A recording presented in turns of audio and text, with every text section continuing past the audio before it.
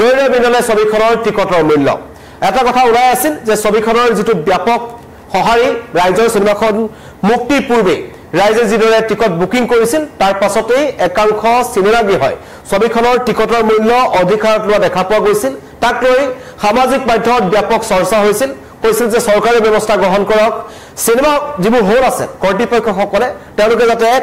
dynamic pricing নকৰে তাক লৈ মানুহে অভিযোগ উত্থাপন কৰিছিল বা দাবী উত্থাপন কৰি আছিল তাৰ পাছতেই ৰৈ ৰৈ বিনালে টিমটোৰ ফালৰ পৰা এটা স্পষ্টীকৰণ দিয়া হল তেওঁলোকে অনুৰোধ কৰিলে যিবোৰ সিনেমা গৃহ কৰ্তৃপক্ষ আছে যে কোনো কাৰণত জুবিন গাৰ্গৰ এখন সপোনৰ সিনেমা যেটো এটা ড্ৰিম প্ৰজেক্ট ৰৈ ৰৈ বিনালে সমগ্ৰ অসমবাসীৰ কাৰণে জুবিন গাৰ্গে নিৰ্মাণ কৰিছিল আৰু তেওঁৰ গোটেই সংগীত যাত্ৰাটো আসলতে এই 32-33 বছৰ যেটো তেওঁৰ যাত্ৰা আছিল সেই সিনেমাখনত উপস্থাপন কৰিবলৈ বিচাৰিছিলে সেই ছবিখনৰ যাতে টিকটৰ মূল্য বৃদ্ধি কৰি একাংশ সুযোগ গ্ৰহণ কৰিবলৈ দিয়া নহয় আৰু তাৰ পাছতেই ডাইনামিক প্ৰাইচিং নহয় বুলি স্পষ্ট কৰি দিয়া হৈছে সিনেমা হল কৰ্তৃপক্ষৰ ফালৰ পৰা টিম ৰৈ ৰৈ বিনালেৰ অনুৰোধত সিনেমাখনৰ টিকটৰ দাম বৃদ্ধি নকৰাৰ সিদ্ধান্ত গ্ৰহণ কৰা হৈছে পূৰ্ব নিৰ্ধাৰিত দামতেই হ'ব ৰৈ ৰৈ বিনালেৰ টিকট সকলোৱে চাব পাৰিব টিকটৰ দাম নেবাহে এটো কথাক লৈ কিন্তু বিভিন্ন ধৰণৰ সামাজিক মাধ্যমত কালিৰ পৰা এটা কথা ওলাই আছিল কাৰণ 31 অক্টোবৰত সিনেমাখন ৰিলিজ হ'ব আৰু 2-3 দিন 4 নৱেম্বৰ 3 নৱেম্বৰ মানলৈকে প্ৰায়বোৰ ছবিগৃহত টিকট বুকিং শেষ হৈ গৈছে অনলাইন হৈছে বা শিৱসাগৰ যোৰহাট মঙলদৈ যিবোৰ অন্য যিবোৰ চহৰ আছে তাতো কিন্তু ব্যাপক ভিৰ জবিন অনুৰাগীসকলৰ মাজত উৎসুকতা আছে আৰু ট্ৰিজাৰটো মুকলি হোৱাৰ পাছত মানুহৰ মনত বহুত প্ৰশ্ন আছে যে সঁচাকৈ জুবিন গাৰ্গৰ যি শেষ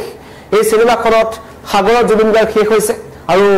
ৰিয়েল লাইফতো জুবিন গাৰ্গ সাগৰতে শেষ হৈ গ'ল বহু প্ৰশ্নৰ উত্তৰ পাব বুলি ৰাইজে আশা কৰিছে আৰু সেই কাৰণে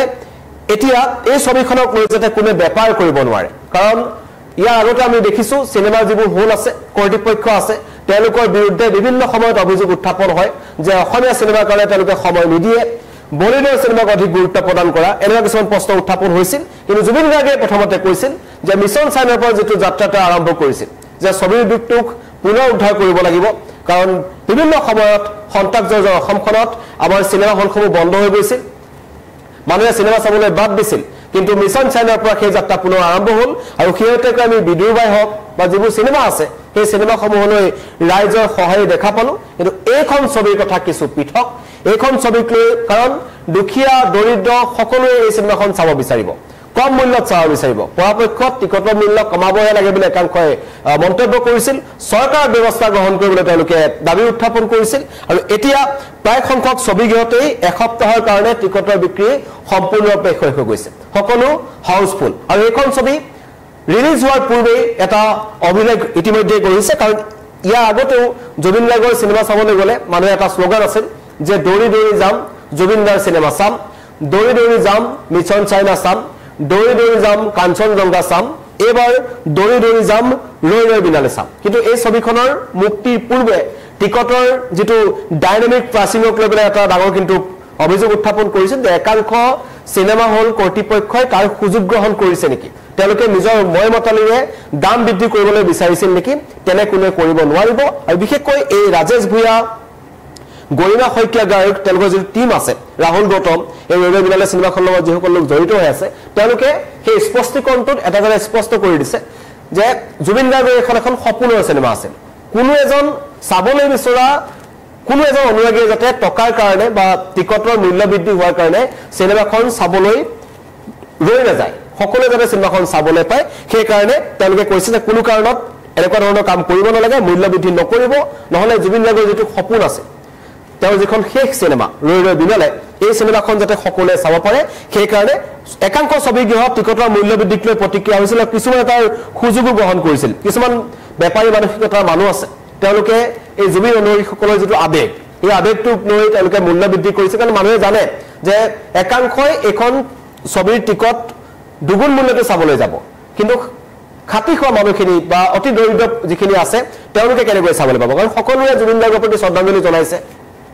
আমি জুবিন ক্ষেত্ৰত দেখিছো আৰু জুবিন দা যেতিয়া শেষবাৰৰ কাৰণে অসমলৈ তেওঁ লৈ অনা হৈছিল মৌন হৈ আহিছিল তেতিয়া দুখীয়া দৰিদ্ৰ দিছলা সকলো ওলাই আহিছে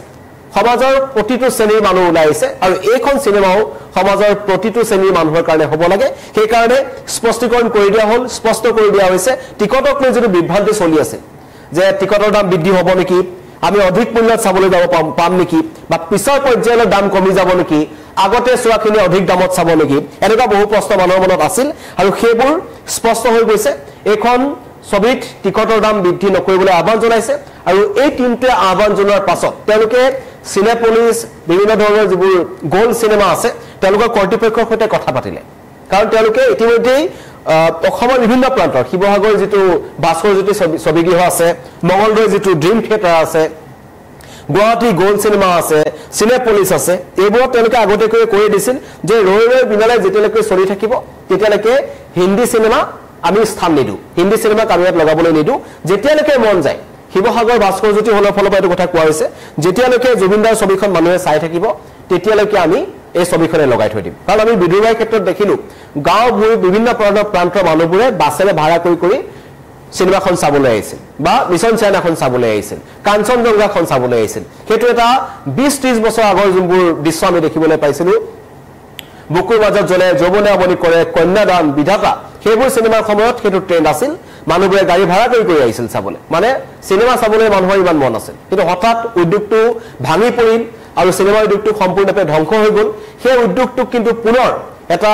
প্ৰাণ দিলে জুবিন গাৰ্গে মিছন চাইনা চিনেমাখনৰ জৰিয়তে মিছন চাইনা চিনেমাখন এনেকুৱা এখন চিনেমা আছিল যিখন চিনেমা চাবলৈ মানুহে হিলদল ভাঙি ওলাই আহিল আৰু সেইজন মহান শিল্পীৰ যিখন ড্ৰিম প্ৰজেক্ট তেখেতৰ সপোনৰ এখন চিনেমা আছিল ৰৈ ৰৈ বিনালে 29 সেপ্টেম্বৰ আগলৈকে প্ৰত্যেকটো শো বা বিভিন্ন ধৰণৰ অনুষ্ঠানত জুবিন গাৰ্গে এই কথাটো কৈ আছিল যে সকলোৱে মোৰ চিনেমাখন চাব লাগিব আৰু এইখন চিনেমা তেওঁ এজন অন্ধ এজন গায়কৰ ওপৰত তেওঁ অভিনয় কৰিছে সেইটো তেওঁ ইতিমধ্যে আগতে কৈ থৈ গৈছিল আৰু তাত জুবিন গাৰ্গৰ জীৱনৰ সৈতে ঘটা প্ৰথম অৱস্থাত ঘটা কিছুমান ঘটনা মাজৰ সময়ত ঘটা কিছুমান ঘটনা আৰু এজন শিল্পীৰ জীৱনটো আসলতে কেনেকুৱা এই সিনেমাখনৰ জৰিয়তে দাঙি ধৰিবলৈ বিচাৰিছে আৰু ৰৈ ৰৈ বিনালে যিটো এটা জুবিন গাৰ্গৰ চিৰসেউজ গীত সেই গীতটোৰ জৰিয়তে সিনেমাখনৰ নাম ৰখা হৈছে গীতটো যিমান হিট হয়তো এই সিনেমাখনো মানুহে কিমান আদৰি ল'ব কিন্তু মানুহৰ মাজত যিটো বিভ্ৰান্তি আছিল টিকটৰ দাম বৃদ্ধিক লৈ বিভিন্ন দল সংগঠনে খুব প্ৰকাশ কৰিছিল চৰকাৰলৈ আহ্বান জনাইছিল যে যাতে এই ধৰণৰ জুবিন গাৰ্গৰ নামত বেপাৰ কৰিব নোৱাৰে ডাইনামিক প্ৰাইচিংটো প্ৰযোজ্য নকৰিবলৈ অনুৰোধ জনাইছিল আৰু তেওঁলোকে ইতিমধ্যে কৈছে যে কোনো কাৰণত পিভিআৰ চিনেপলিছ অন্যান্য ছবিগৃহৰ কৰ্তৃপক্ষই স্পষ্ট কৰি দিছে যে দাম বৃদ্ধি নহয় এই মুহূৰ্তত এটা ভাল খবৰ জুবিনৰ অনুৰাগীসকলৰ কাৰণে আৰু এইখন চিনেমাক লৈ এটা অভূতপূৰ্ব সহায় আমি দেখিবলৈ পাইছো পুৱাৰ যোনটো 6টা বজাৰ যোনটো শ্ব' আছে সেই শ্ব'টো মানুহে বুক কৰিছে মানে পুৱাৰ ৰাতিপুৱা 6টা বজাতো মানুহে ৰৈ ৰৈ বিনালে ছবিখন চাবলৈ যাব এয়া হৈছে জুবিন গাৰ্গৰ প্ৰতি অসমীয়া ৰাইজৰ মৰম আৰু এই মৰমখিনি যেতিয়া আদায় কৰিছে বা এই আদায় কৰা সময়খিনি যাতে সেই মানুহখিনিৰ পৰা অধিক মূল্য কোনো হল কৰ্তৃপক্ষই নলয় তাৰ ওপৰত সকলো সজাগ হৈ থাকক কোনোবা হল কৰ্তৃপক্ষই যদি তেনেকুৱা ধৰণৰ সিদ্ধান্ত গ্ৰহণ কৰে তেন্তে ৰাইজে তাৰ সেই হলটোৰ কথা বা কৰ্তৃপক্ষৰ কথা ৰৈ ৰৈ বিনালে টিমটোক জনাব পাৰে তেওঁলোকে পুনৰ কথা পাতিব কাৰণ তেওঁলোকে যেটো মূল্য নিৰ্ধাৰণ কৰি দিছে টিকটৰ মূল্য যেটো জুবিন গাৰ্গ থকা অৱস্থাৰ পৰা আছে সেই মূল্যতে সিনেমাখন চাব পাৰিব আৰু প্ৰতিগৰাকী জুবিন অনুৰাগী আহক জুবিন গাৰ্গৰ শেষ অভিনীত ছবি ৰৈ ৰৈ বিনালেখনৰ চক পূৰ্ব নিৰ্ধাৰিত দামতে কিন্তু টিকট সংগ্ৰহ কৰিব পাৰিব অনলাইন আপোনালোকে বুকিং কৰিব পাৰে ইতিমধ্যে 4 তাৰিখলৈকে কিন্তু সকলো ছবিগৃহত প্ৰায় সংখ্যক ছবিগৃহতে টিকট বুক হৈ গৈছে কেৱল গুৱাহাটীয়ে নহয়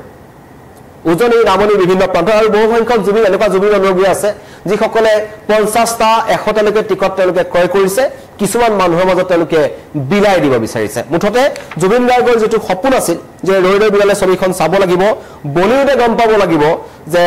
নেশনাল ট্ৰেন্ডত সিনেমাখন চলিব লাগিব আৰু সঁচাকৈ এতিয়া বুক মাই শ্ব'ত প্ৰথম দিনাখন অভিলেখ গঢ়াৰ পাছত নেশনাল ট্ৰেন্ডত আছে জুবিন গাৰ্গৰ ছবি ৰৈ ৰৈ বিনালে আৰু এই মুহূৰ্তত আপোনালোকক জনালো যেটো লৈ মানুহৰ মাজত কিছু বিভ্ৰান্তি আছিল যে টিকট বিক্ৰীক লৈ দাম বৃদ্ধি হ'ব নেকি কিন্তু নহয় দাম নাবাহে সেই কথা স্পষ্ট কৰি দিছে আৰু এই ক্ষেত্ৰত প্ৰথমতে এটা পদক্ষেপ গ্ৰহণ কৰিলে আসলতে ৰৈ ৰৈ বিনালে টিমটোৰ ফালৰ পৰা তেওঁলোকে স্পষ্টীকৰণ দিলে যে আমি কথা পাতিছো দাম বৃদ্ধি নহয় আৰু অসমবাসী ৰাইজলৈ সুখবৰ 31 অক্টোবৰৰ পৰা ছবিগৃহত মুক্তি হ'ব এইখন ৰৈ ৰৈ বিনালে সকলো আহক হিলদল ভাঙি আহক দৌৰি দৌৰি আহক জুবিন গাৰ্গৰ যেটো সপোন আছিল সেই সপোনটো পূৰণ কৰক ধন্যবাদ